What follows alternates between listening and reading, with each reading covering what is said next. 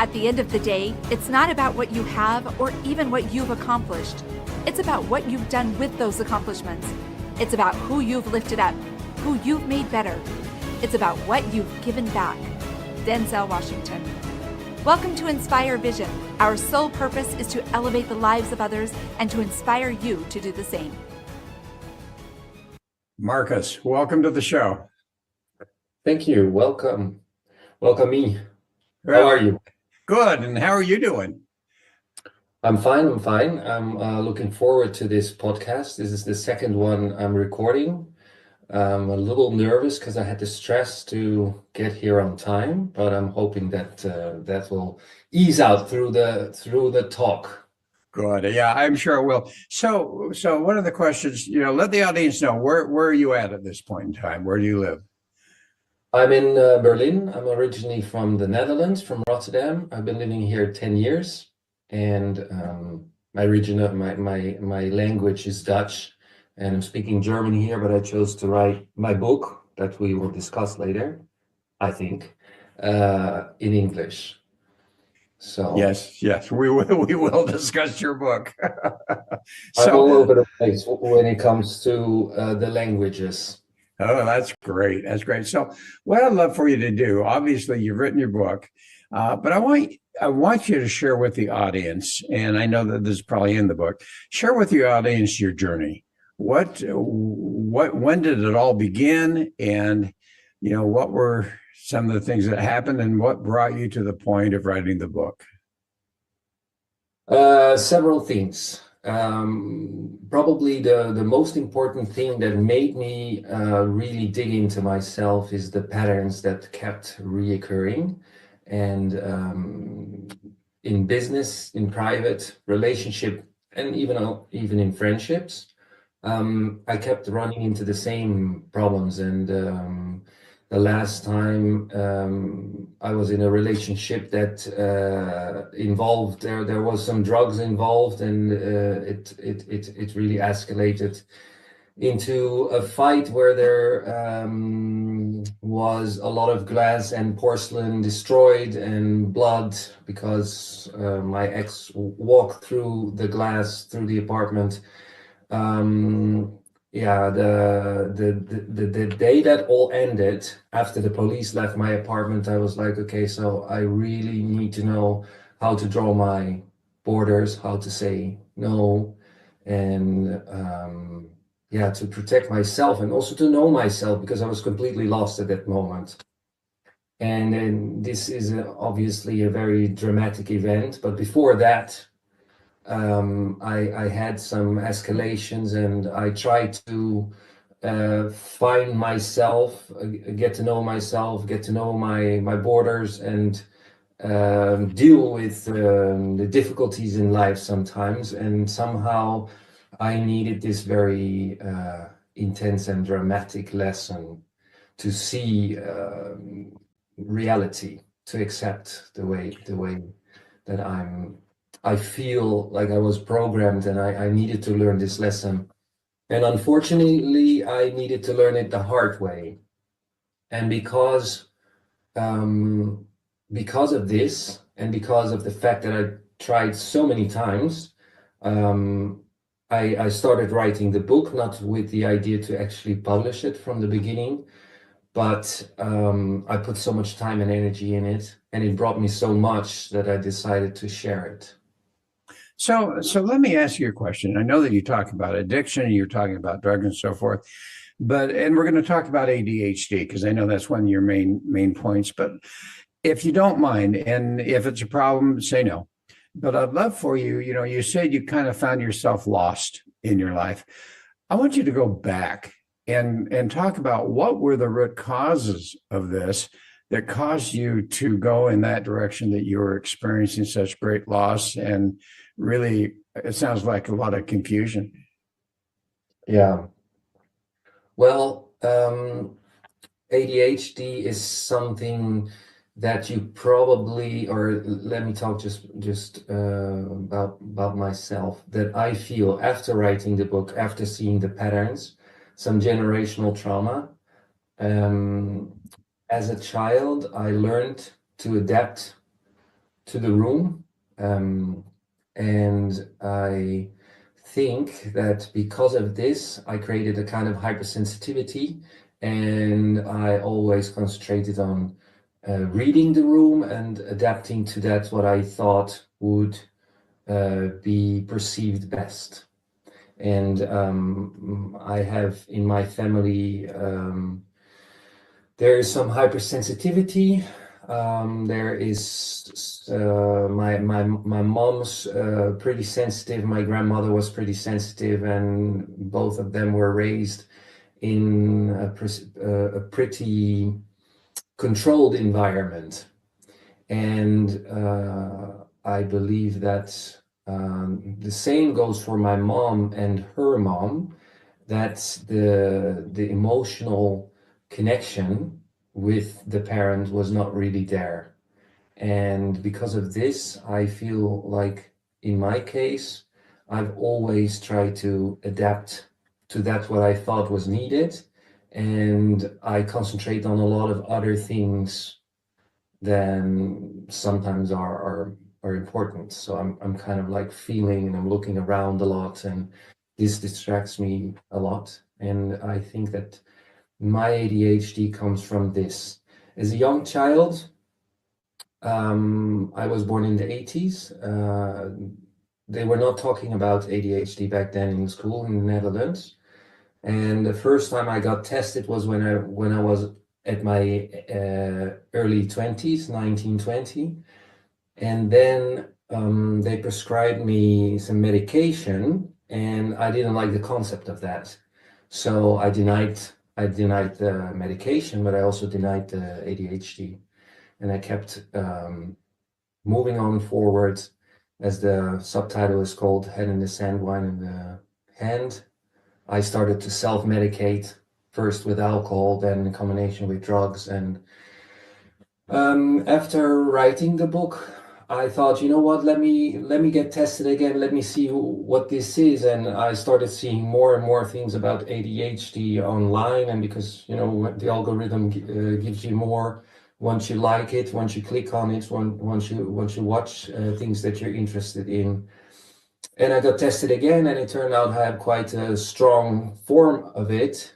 And again, got advised to use, back then it was Ritalin, and now it was another form which was only short term, like for 4 hours. And I now take that when I need to concentrate on administration or things that I find it very difficult to concentrate with. Well, you know, and it's so interesting because, as you say, back in the early 80s and so forth, didn't really talk a lot about ADHD. And quite frankly, even now, when I hear the word ADHD, I immediately think of those who have been serving in the armed forces and have come back from Iraq or from some of those different wars, and the trauma that has occurred there that has affected them. And I'm not sure that people understand, and I'm one of them.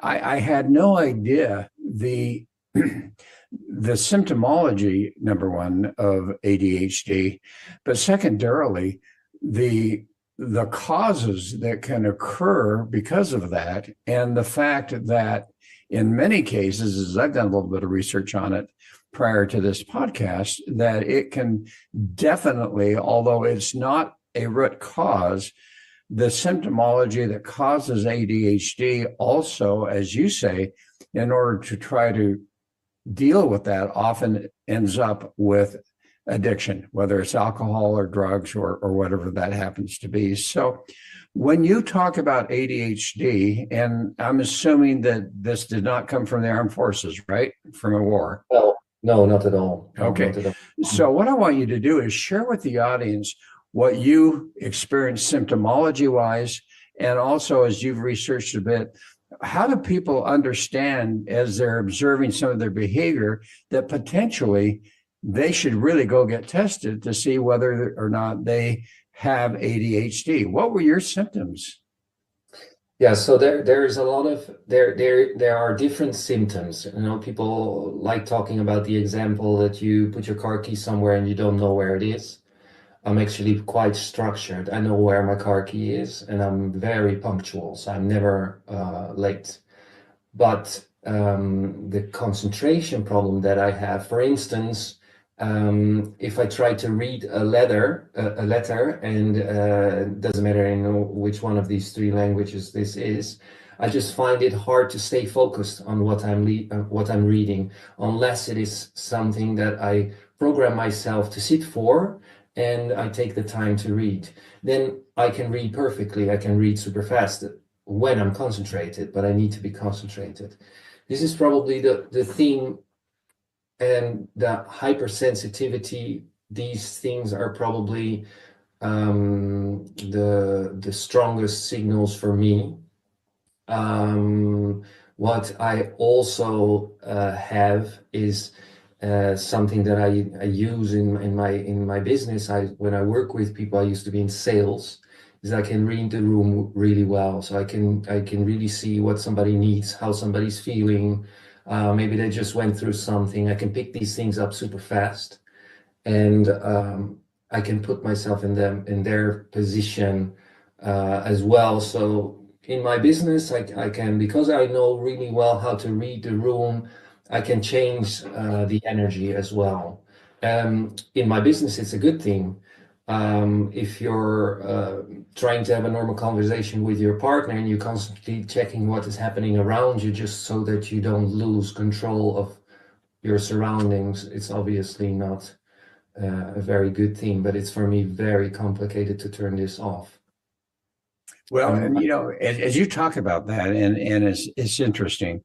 Um, I years ago I attended a workshop talking about different things, and they weren't talking about ADHD, but as you just were saying something about how you were always checking around, what comes to my mind is a concept of spatial thinker. And so often we find kids that are in school that are, a bird lands on the window and they're over there, and something's happening and they're over there because they have that spatial awareness that you were talking about. And at the time, which was again years ago, they were talking about how particularly children in school don't understand that, this is what they're experiencing. And the teachers basically are saying, no, you've got some kind of attention deficit or whatever, and going to put them on drugs, some kind of medication. But it sounds like, and to some degree, what you're talking about is that this is one of the symptomologies of ADHD, that spatial awareness that you just have to kind of check everything around. So as you found yourself trying to deal with a lot of these things through the alcohol, through the drugs, what would you say were the main emotions that you were trying to calm down? Was it that constant trying to be aware of everything around you, or what were some of the other things? You talked about the fact that you're very specific and heightened in your emotions. Probably exhaustion, because of constantly being on, like turned on, the on switch, I mean. You're constantly trying to focus on everything that's happening around you so that you don't miss anything that makes you tired.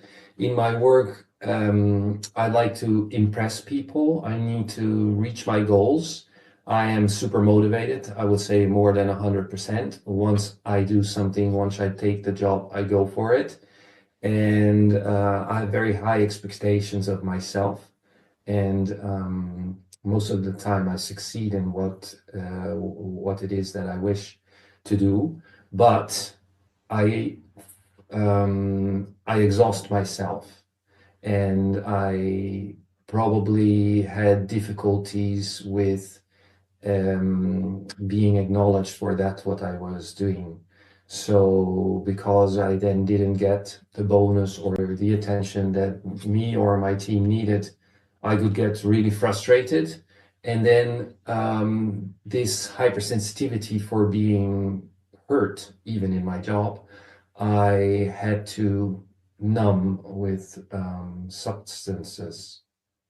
Well, and as you went through that experience of addiction, we talk about addiction. I think so many people experience, and I think you've talked about this, the shame, the guilt of addiction, and that even compounds the issue even more. So, as you navigated through that, what were some of the things that you've done that you could share with the audience that may be experiencing a similar type of situation to help them to learn how to navigate through the process, number one, and number two, to understand what that hidden nature of addiction is, so that people can start to remove that shame and that moral failure concept and understand that, hey, this is what's happening. And then we can talk about how you overcame it and how other people can overcome it. Well, I think that most of the people that listen, that recognize some kind of a hidden addiction, have asked themselves these questions. Do I have a problem? Do I drink too much? Am I too much on social media or drugs? Is this controlling me? Do I need this to get through life? I've been asking myself this question from an early age, because in the beginning, when I would party and then would be hungover, the next day I would have anxiety and I would feel guilty because I wasn't living up to the expectations. I wasn't performing. I didn't have the energy to start new things. I had a difficulty and a guilt feeling of resting as well. So yeah, I think that a lot of people recognize themselves, or maybe their partner, into sticking in the concept of sticking the head in the sand and the wine in the hand, or what other addiction they have. The guilt and the shame have been a huge problem for me, because I was my own worst enemy in this battle. And because I was always trying to overperform and to be this person that I wasn't really, I lost a lot of energy that I could have better used for therapy, or for self-help, or for education, or for whatever other reason, than to numb myself. So the addiction, the drinking, the overstepping my borders would make my my glass half full, and as soon as I would be in a comeback, then it would be more than half. It would be less than half full, and I've been fighting this, like the constant being tired, feeling guilty, shame. In my head, I'd be constantly overthinking. And one of the things that helped me the most was to just accept that I lived my life like this. And I've always tried, through many things like therapy, yoga, mindfulness, try to help myself. But what I didn't know is that I wasn't accepting myself, and that I was not feeling comfortable with the way that I was deep down inside. I didn't even know how I was deep down inside, because I always kept up this charade. Well, and excuse me, you get into this concept of mindset, and I think, at least in my mind, that's what you're talking about. The fact that, if a person can get to the point where they're consciously aware of the fact that, okay, this is who I am, this is what I'm experiencing, take away the guilt, take away the shame, this is just who I am. And at that point in time, don't you then start to gain a little bit of control? And you can choose not to anymore be involved in that type of situation. Did you find yourself self-sabotaging a lot? Yes. For sure. I mean, also the ADHD is a thing that I like doing different things, and start things, and finishing something needs discipline, needs time. And that was something that I felt like I didn't have. And then if I would put pressure on it, it wouldn't go the way that it was supposed to go. Then I'd instead of taking a deep breath, taking some time to think calmly what my next step was, I would get frustrated and rather let go of the project. So, and I think you've hit on a really important point for people who are wondering whether they happen to, have this situation in their lives.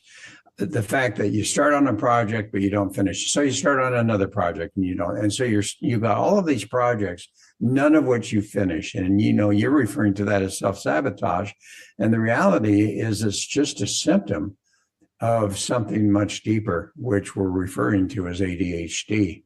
So as you went through that process, as you finally developed the mindset of accepting who you were and who you are, what were the steps that you've taken in order to start to overcome that, to get yourself out of the addiction, to be able to consciously start to do things and kind of move that ADHD to the side, recognizing that it's always there, but so that you're able to start a project and finish it, and some of these other things? What were the steps that you took that you could share with the audience that has made a difference for you? Well, over the years, the thing that I worked on from a young age has been a rhythm, like a daily rhythm. Sports have kept me on track. I almost never stop doing sports. It's really something that I need. I get up in the morning, I have a lot of energy, and if I go to the gym, I kind of balance that out and have a clearer mind to start the day. That's what I started with. Then I did some reading. There was a book which is called Emotional Alchemy that I read. I tried to read when I was 23, and that later on helped me understand myself better.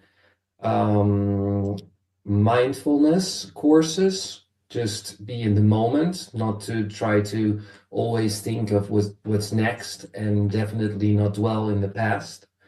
But the thing that helped me the most was the biggest step into finding myself was RTT hypnotherapy. I did a session with a German woman. I was recommended to her by a friend of mine who had a session with her as well.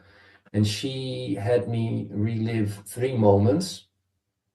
And after we discussed the meaning of these 3 moments, and it were 3 different times of my youth, one with my grandmother, one with my father, and one with my grandfather.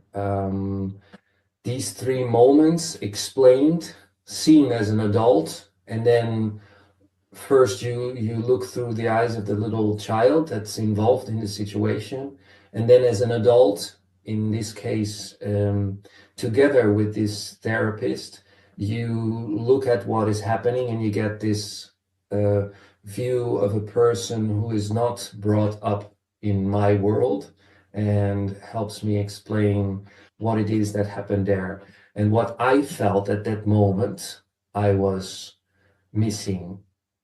And another exercise in this RTT hypnotherapy session that I did, it took 4 weeks. There were several phases, and one was to sit next to my younger self in the room where I grew up.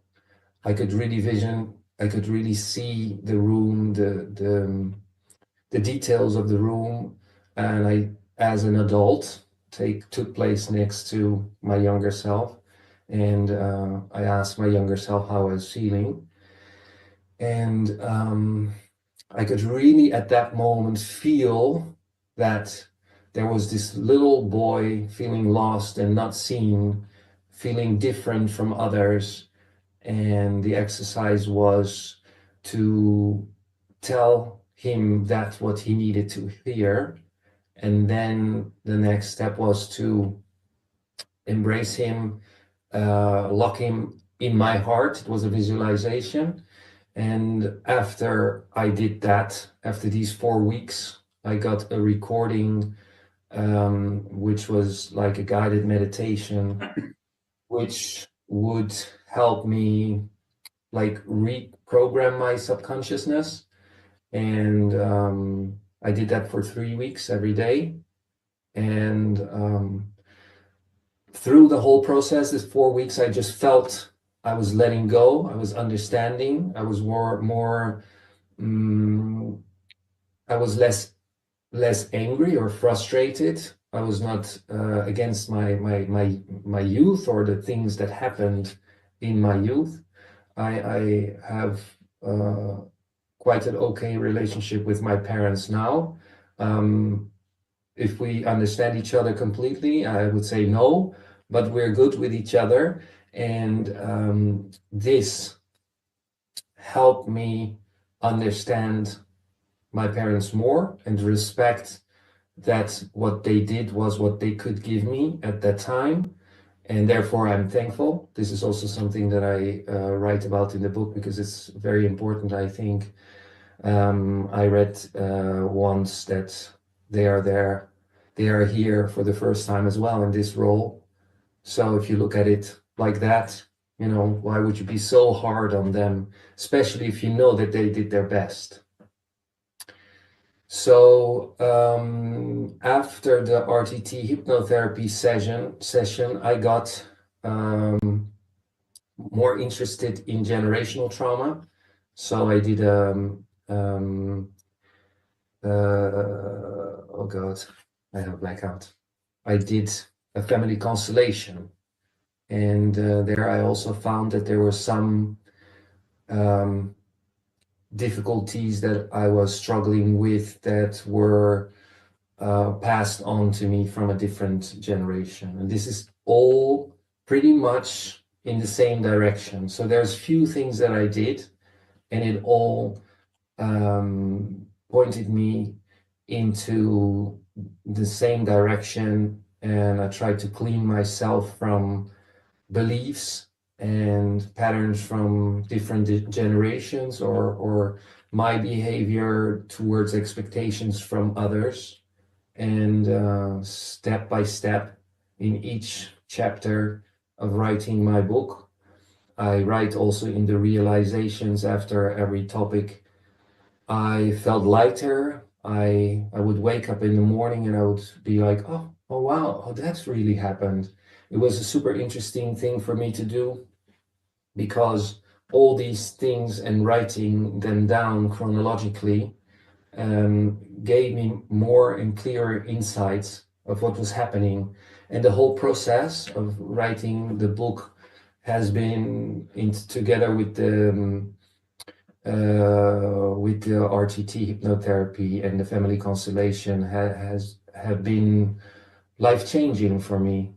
I actually stopped reading the revisioned version of my book yesterday. I finished it yesterday. So I had to go through all the chapters one more time and see if there were maybe some spellings or spacing mistakes still left.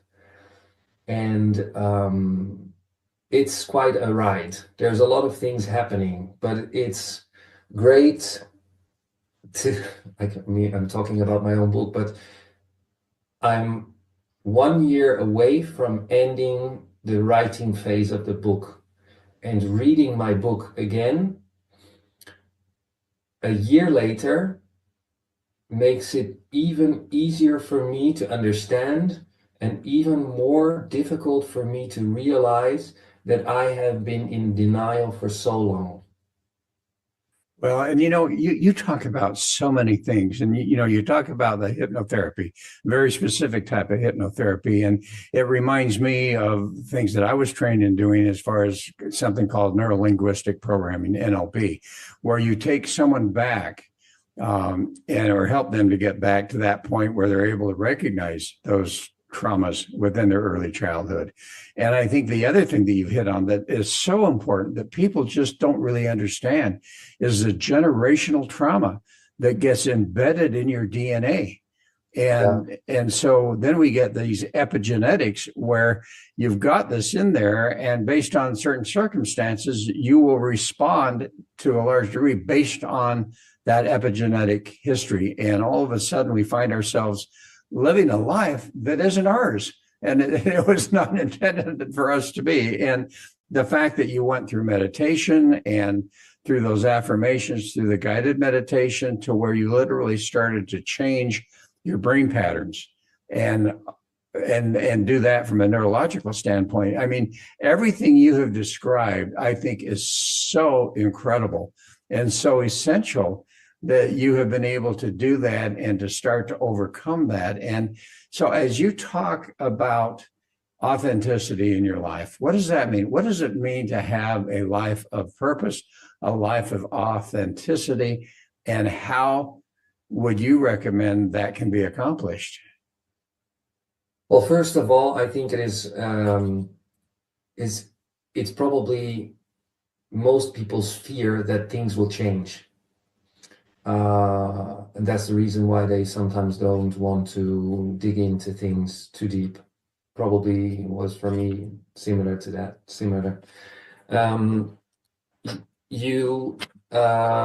Sorry, can you say the question again?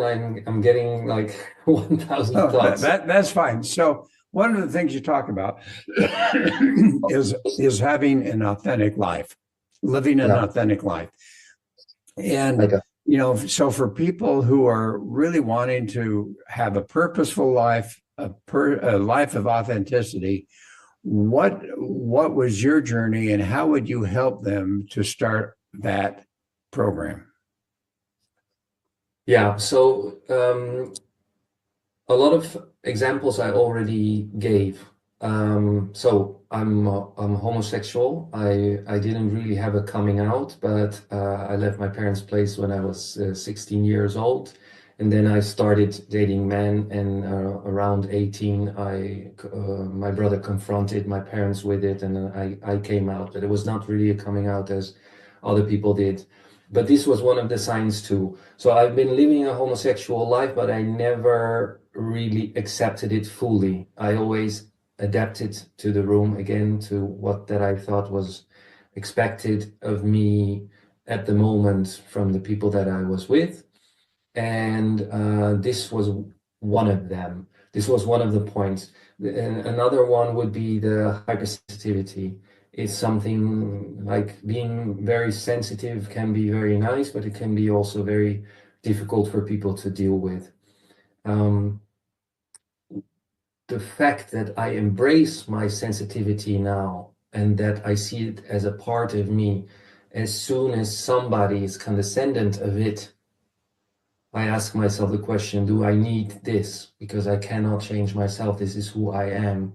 And do I need to have this person judge me for it? Or do I need to swallow because this person doesn't want to deal with it, or doesn't want to self-reflect, or is not respectful towards my feelings? And this is a concept that I learned throughout the years, throughout the writing process, seeing the same thing over and over again, writing down my own mistakes, then correcting my own mistakes, then analyzing them through the child or the young adult eyes, and then through the adult that I am right now and the person that is writing the book. It's something which is very which takes quite a lot of time. You can't just say, okay, I'm gonna live an authentic life. You surround yourself with people on the same frequency of trauma, the same level of trauma. That's how I pick my relationships. And first I needed to see that, and then I needed to slowly strip down these beliefs that I had, and ask myself why, and what do I want? What do I want? What do I like? And I really needed to take the time to get to this point, to read the book, to write the book, I needed to take the time, and I needed to let all these new beliefs and feelings also find its place inside of me, because I was pretty judgmental towards others, but also towards myself. And like I said before, I was was my own worst enemy. And there's a lot of people with a lot of luggage and damage, and not everybody has a clean slate. Opening up about it, being honest about it. First, maybe to your best friend or somebody that you think you can trust completely without them judging you or guiding you in a specific direction. And therapy. I mean, there's lots of forms of therapy, but I was in a group therapy, and being there, listening to other people dealing with similar problems, gave me better insights. It made me be less hard on myself.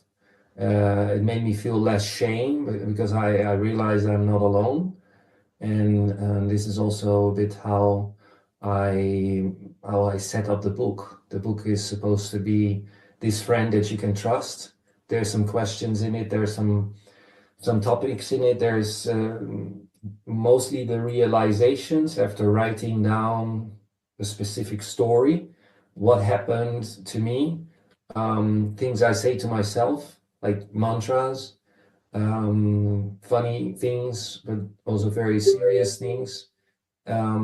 It's a process. First of all, the just accept yourself, forgive yourself for that what you are ashamed of, because you can't change it anyway. The shame will just hold you down. And what I notice now, talking about it openly, to the publisher, to the writing coach, to some of the people that already read the book. You're the second podcast I'm doing. It kind of spreads light for me to talk about it.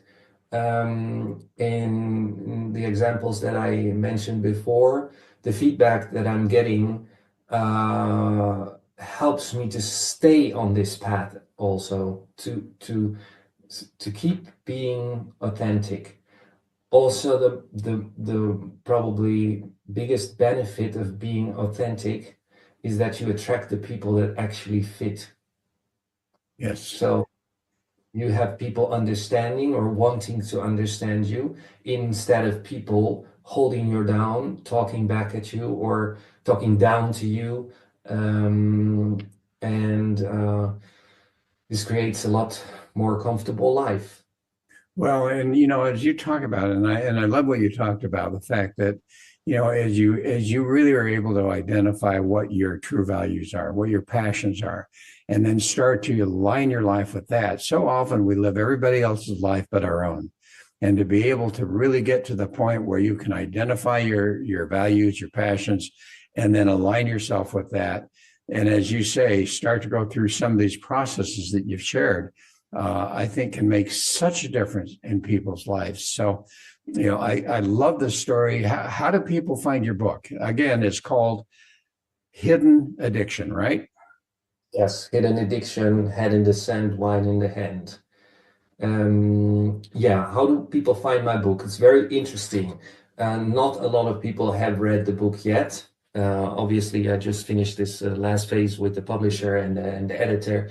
And I've been getting some really positive feedback, but also some very interesting feedback. This book is not for everybody. I'm being completely open and honest and transparent, and I'm trying to always talk from my position. I'm trying to explain how I perceive things and what it did to me back then, what it's doing to me right now, and what I'm changing. Again, I lost track. Is it ultimately, are you planning to ultimately get it on Amazon? I mean, obviously you're in your early stages right now, but will it be on Amazon in a while? Yes. Okay. No, when the podcast is out, it will be out and about. Good. It's Okay, that's the key then. So, folks, it's going to be on Amazon. Obviously, we pre-record these, and we've done this a little bit earlier than when it's going to be published. But that's great. So, as we finish here, Marcus, and you've said some incredible things and shared some incredible truths, I believe. But what would be that message that you just kind of leave with the audience?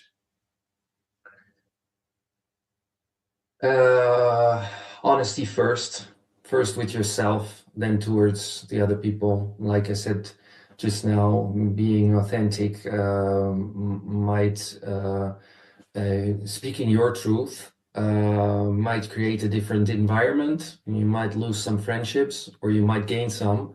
This is the thing that helped me the most, and in the book I explain chapter by chapter how I found it easier to live a more authentic life. And I think everybody should do that. I think in my case, I'm talking about addiction. The book is called Hidden Addiction. At the end, I see the addiction that I was afraid of as a coping mechanism for that's what I was trying to deal with, or trying to not accept, or to go through. And the book helped me see what is important to me, and being my authentic self has created a surrounding of people and relationships and business that makes me feel in alignment. And like this, I wish everybody could live. Oh, wonderful, wonderful. Marcus, thank you so much. You've been extremely transparent. And you know what? For you to be transparent and to literally be willing to share that, that vulnerability, I think, is so tough to experience. And yet that's the very thing, the transparency, the vulnerability is what can help us all to really move in the direction that we would love to move in. So thank you so much. I appreciate you being on the show. Thank you for saying that. That keeps me going.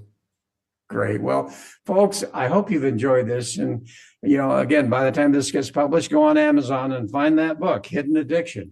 And look forward to having you join us again soon. So this is Dr. Doug saying namaste. Namaste.